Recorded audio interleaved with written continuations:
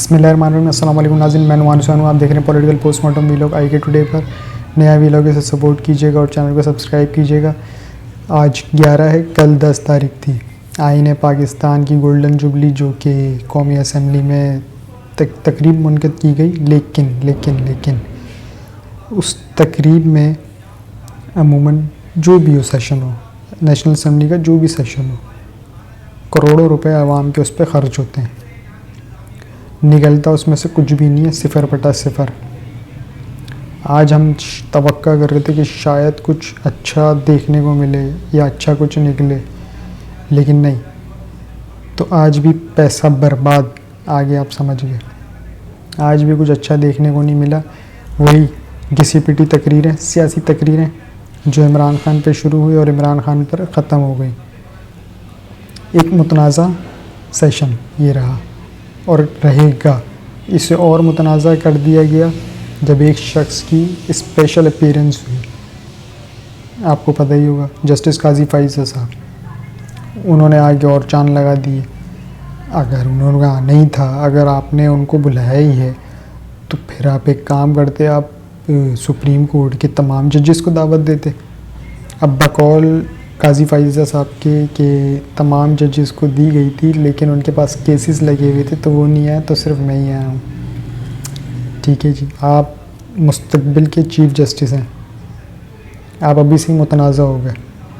आप उनके बीच में बैठ के तकरीरें उनके सुन रहे हैं, जो कि पॉलिटिकल तकरीरें थी। उसमें आइन और कानून की कोई बात नहीं हुई है। जो होनी थी वो नहीं हुई कि हमने करना क्या है, आगे क्या है, मुस्तकबिल क्या, पाकिस्तान का फ्यूचर क्या, आने वाली नस्लों को क्या करना है। जो हो गया सो हो गया, अब उसे ठीक कैसे किया जाए, नहीं। रिफॉर्म्स वगैरह कुछ भी नहीं, सिर्फ अपने मतलब की तकरीरें, अपने मतलब की अमेंडमेंट्स, और साथ बैठे हैं मुस्तकबिल के चीफ जस्टिस साहब। हम तो आपने सुन लिया ना चीफ जस्टिस साहब, अब तो मुस्तकबिल के चीफ जस्टिस साहब, अब तो आपने सुन लिया ना। आप उन्हीं के बीच में बैठे थे और ये वही लोग हैं जिनके केसेस आपके पास गुजरे हैं और आपने बहुत से कुछ फ़ैसले भी दिए हैं इन्हीं के ख़िलाफ़। वैसे बाद में फिर इन्होंने फ़ाइज़ा साहब ने थोड़ी सी तरदीद भी की कि मैं तो इस वजह से नहीं आया था, मैं तो आइन और कानून, इन्होंने किताब भी उठाई कि हम इसको फॉलो, अल्लाह के बाद हम इसको मानते हैं और उसी पे ही चलते हैं। तो एक मुतनाज़ा थी जी, और कोई ढंग की बात नहीं हुई। जो होनी चाहिए थी वो नहीं हुई। फड्डा तो पड़ने वाला है, क्योंकि सुप्रीम कोर्ट ने टाइम दिया था कुछ इलेक्शन कमीशन को और हुकूमत को कि फ़ंड्स फराहम किए जाएं, जो कि नहीं किए गए। उल्टा उस पर अमेंडमेंट कर दी, लेकिन फ़ंड्स फराहम नहीं किए। तो गालिबन उसके बारे में हम थोड़ा आगे चल के बात करते हैं। सबसे पहले आपको थोड़ा सा कॉन्स्टिट्यूशन के बारे में बता देते हैं। पाकिस्तान का कॉन्स्टिट्यूशन 10 अप्रैल 1973 को लिखा गया था, लेकिन वो कानून बना, इम्प्लीमेंट कब हुआ, 14 अगस्त से। 14 अगस्त 1973 से वो इम्प्लीमेंट हो गया था। थोड़ा सा इसको आपको थोड़ा सा ब्रीफ कर देते हैं, ज़्यादा नहीं, ताकि उन्होंने तो पैसा आपका बर्बाद किया, हम ना पैसा बर्बाद करेंगे ना वक्त बर्बाद करेंगे। जो बातें करनी चाहिए थी वो उन्होंने की नहीं। थोड़ा सा आपके पास शेयर करते हैं, कम से कम ये वो बातें ये करते, बताते कि किसने लिखा, क्या सिचुएशन थी, कौन कौन मेंबरान थे, किसने मुखालफत की, किसने क्या कहा कि ये ऐड किया जाए, किस तरह, जो भी सिनेरियो था वो बताते, तो एक अच्छा लगता है, एक अच्छा मैसेज भी जाता है। कम से कम यूथ को तो कुछ मिलता, कुछ समझने को, कुछ मिलने को, लेकिन नहीं, अपनी सियासी तकरीरें झाड़ी और चलते बने। वैसे आइन 25 मेंबर की एक कमेटी बनी थी और यूँ तो 2/3 अक्सरियत थी, लेकिन उस कमेटी को जो हेड कर रहे थे वो महमूद अली कसूरी साहब थे, जो उसे हेड कर रहे थे। अब आइन की थोड़ा सा हम आपको डिटेल्स बताते हैं, उसके बाद उसमें कोई अहम खसूसियात भी हैं, थोड़ी सी वो भी आपके साथ शेयर करेंगे। एक कमेटी मुख्तलिफ सियासी जमातों के क्रॉस सेक्शन से कायम की गई। इस कमेटी का मकसद मुल्क में एक नया आइन बनाना था जिस पर तमाम सियासी पार्टियां मुत्तफिक हों। कमेटी के अंदर एक इख्तलाफ ये था कि आया कि मुल्क में पार्लिमानी इक़्तिदार का निज़ाम होना चाहिए या सदारती निज़ाम। इसके अलावा सूबाई खुद मुख्तारी के मामले पर मुख्तलिफ ख़यालात थे। 8 माह आइनी कमेटी ने अपनी रिपोर्ट तैयार करने में मसरूफ़ किए। बिलाखिर 10 अप्रैल 1973 को इसने आइन के मुतल्लिक़ अपनी रिपोर्ट पेश की। वफाकी असम्बली में अक्सरियत यानी 135 मुस्बत वोटों के साथ इसे मंजूर कर लिया गया और 14 अगस्त 1973 को ये आइन पाकिस्तान में नाफिज कर दिया गया। अब इस आइन की कुछ अहम खसूसियात हैं, वो क्या हैं वो हम आपको बताते हैं। पाकिस्तान में पार्लिमानी निज़ाम हुकूमत का होगा, वज़ीर आज़म हुकूमत का सरबराह होगा और उसे अक्सरियत जमात मुंतखब करेगी। इस्लाम पाकिस्तान का सरकारी मज़हब है और सदर और वज़ीर आज़म का मुसलमान होना ज़रूरी है। पाकिस्तान का नाम इस्लामी जमहूरिया पाकिस्तान है। आइन में तरमीम के लिए ऐवान ज़ेरें में 2/3 और ऐवान बाला में भारी अक्सरियत होना ज़रूरी है। अब ये जो अमेंडमेंट कर रहे हैं इसमें अक्सरियत नहीं है, तो ये अमेंडमेंट और कानून साजी नहीं कर सकते। इसके बारे में हमने आपको कल के व्लॉग में ही बताया था। तो ये सिर्फ चावल बेच रहे हैं और कुछ नहीं कर रहे। ये जो कर रहे हैं ये मोगी खाने जा रहे हैं। जो आइन में जो लिखा है हमने आपको वो बताया, जो अहम उसकी खसूसियात हैं। मैं कोई अपना नहीं बता रहा हूँ। उर्दू पाकिस्तानी कौमी ज़बान है। आवाम को मौक़े दिए जाएँ कि वो अपनी ज़िंदगियाँ कुरान और सुन्नत के मुताबिक बसर कर सकें। अदली आज़ाद होगी, अदलिया की आज़ादी की ज़मानत दी जाती है।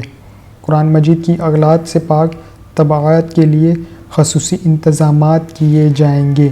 असमत फ़रोश, जुआ, सूद, फाश लिटरेचर पर पाबंदी आयद की जाएगी। कैसा है, क्या ऐसा है? अरबी ज़बान को फ़रोग़ दिया जाएगा। तलबा और तालबात के 8वीं जमात तक अरबी तालीम की लाजमी करार दी गई। 8वीं जमात, क्या ऐसा है? आइन की रूह से मुसलमान से मुराद वो शख्स है जो अल्लाह को एक मानने, आसमानी किताबों पर ईमान लाए, फ़रिश्तों, यौम आखिरत और अनबिया अकराम पर ईमान रखे और हज़ूर अकरम सल्लल्लाहु अलैहि वसल्लम को अल्लाह का आखिरी नबी तस्लीम करे। जो शख्स ख़त्म नबूवत सल्लल्लाहु अलैहि वसल्लम का मुनकर होगा वो दायरा इस्लाम से ख़ारिज हो जाएगा। अब ये जो इसकी अहम खसूसियात हैं, ठीक है, कुछ तो ऐसी हैं जो हमने देखी भी हैं, लेकिन बाज़ ऐसी हैं वो ऐसा हुआ उसका बिल्कुल बरक्स हो रहा है। जैसे आइन में 90 दिन के इलेक्शन तो कल्टी मार जाओ, अरबी ज़बान तो इधर कल्टी मार जाओ, अमेंडमेंट के लिए 2/3 अक्सरियत तो इधर कल्टी मार जाओ। हर जगह इन्होंने चवली मारी है और ये चैम्पियन बने पड़े बड़े जमहूरियत के। हमने आमरीत को भगाया, हम चावल ही बेचे हैं सारा आपने, आमरीत को क्या भगाया। अच्छा, ये हमारा जो आइन है पाकिस्तान है, इसको कुछ पार्ट्स में तकसीम किया गया था। अब है तो बहुत बड़ा, लेकिन मैं आपको वो जो पार्ट्स हैं वो थोड़ा सा आपको उसका बता देता हूँ। पहला पार्ट है इंट्रोडक्टरी, दूसरा पार्ट है fundamental rights and principle of policy, तीसरा पार्ट है फेडरेशन ऑफ पाकिस्तान, चौथा पार्ट है प्रोविंसेस यानी कि सूबाई, पांचवा पार्ट है relation between federation and provinces, पांचवा पार्ट है, छठा है finance, property, construction and suits, सातवां है जुडिशरी, आठवां है इलेक्शंस, आठवां इलेक्शंस है जिससे ये भाग रहे हैं, ये वही है। नवां इस्लामिक प्रोविजंस, 10वां है इमरजेंसी प्रोविजंस, 11वां है अमेंडमेंट ऑफ कॉन्स्टिट्यूशन और 12वां है मिससेलेनियस आर्टिकल्स। तो ये था जी थोड़ा सा अहवाल जो कि आपको बताना ज़रूरी था, क्योंकि आइन पाकिस्तान की गोल्डन जुबली हम तो मनाएंगे क्योंकि मैं तो पाकिस्तानी हूँ, मैं तो खुश हूँ। लेकिन इस आइन ने दिया क्या? मैं खुश हूँ कि आइन है, लेकिन आइन ने दिया क्या? अगर आपको कुछ दिया हो तो आप मुझे बता दिएगा। फ़िल वक्त मुझे ऐसा कुछ नज़र नहीं आया, क्योंकि जो भी आया ना वो ताकत के नशे में आया, पावर में आया। बस उनको ताकत मिल गई तो फिर आइन गया इधर साइड पे। क्या मेन फोकस क्या है? पैसा, प्रोटोकॉल, कुर्सी। पैसा है, पावर है, कुर्सी है, लश्कर है, प्रोटोकॉल का तो और क्या चाहिए। और ये तो वो लोग हैं ताकत के नशे के अंधे कि अगर कोई सड़क पे इनको कोई रोक भी लेना तो ये बोलेंगे पर हट, ऐसी हाथ लगा दी, गाड़ी में जाके हाथ धोएंगे, फिर उनको गाड़ी में बताया जाएगा सर जी कैमरा ऑन था और वो कोई गरीब था, कुछ मदद मांग रहा था। ये कहेंगे वो अच्छा, गाड़ी से उतर के फिर आएंगे और फिर उसकी मदद करेंगे और बोलेंगे कैमरा क्यों, क्योंकि कैमरा ऑन था इसलिए मदद करेंगे। और आप जब सवाल पूछा जाएगा कि सर आपने तो पहले नज़रअंदाज कर दिया, गाड़ी में चले गए, तो नहीं मैं ज़रा वो दवाई लेने गया था क्योंकि मुझे थोड़ी सी एलर्जी है, थोड़ा ये है, थोड़ी कमर में तकलीफ़ है, तो मैं दवाई लेकर आ गया हूँ। तो मैंने इनको देख लिया था, मैंने नज़रअंदाज नहीं किया था, तो मैं अब आ गया हूँ। जबकि ये गाड़ी में गए थे हाथ मुँह धोने, क्यों, क्योंकि उसका हाथ लग गया था। तो ये जी ताकत का नशा और पावर। इसके अलावा सुप्रीम कोर्ट में आज ये इलेक्शन कमीशन अपनी रिपोर्ट पेश करेगा। तो अब तक तो उन्होंने पैसे नहीं दिए। अकॉर्डिंग टू सुप्रीम कोर्ट, उसमें क्लियरली मेंशन था कि हुकूमत पाकिस्तान इलेक्शन कमीशन को सूबाई असेंबली के इलेक्शन के लिए फ़ंड्स फराहम करे, जो कि नहीं किए। डेडलाइन 10 तारीख की थी, ख़त्म। अब सुप्रीम कोर्ट में कल, अब यानी कि आज ही, क्योंकि 11 तारीख लग गई है, अब सुप्रीम कोर्ट में आज क्या होने जा रहा है। गालिबन जब रिपोर्ट पेश की गई है तो इसमें गालिबन वज़ीर आज़म साहब को और इसहाक डार साहब को शायद नोटिस जारी कर दिया जाए, तलब कर लिया जाए, या तलब कर लिया जाए। हो सकता है उन्हें तलब किया जाए कि उनसे पूछा जाए कि आपने क्यों नहीं किया जब आपको हुक्म दिया गया था।